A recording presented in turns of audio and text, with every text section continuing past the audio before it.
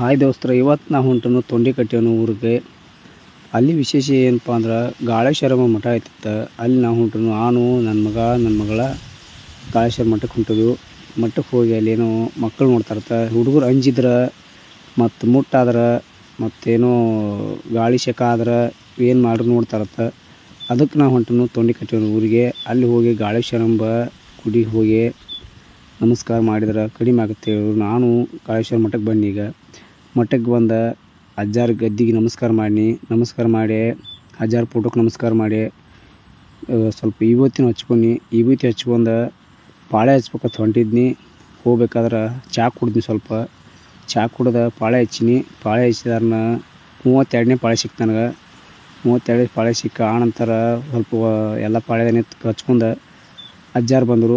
ಬಂದಂತಲೇ ನಾನು ಅಜ್ಜಾರ ಕಡೆ ದರ್ಶನ ಮಾಡ್ಕೊಂಡು ಅಜ್ಜಾರು ಕೇಳಿ ಯಾವ ವಾರ ಗೊತ್ತು, 5 ವಾರ ರವಿವಾರ ಬೇಸ್ತಾರ ಬಾ ಅಂತ ಹೇಳಿದ್ರು. 5 ವಾರ ಹ್ಞೂ ಅಂತ ಹೇಳಿದ್ರು. 5 ಅಮಾವಾಸ್ಯೆ ಬಾ ಅಂತ ಹೇಳಿದ್ರು. ಹ್ಞೂ ಅಂದೆ.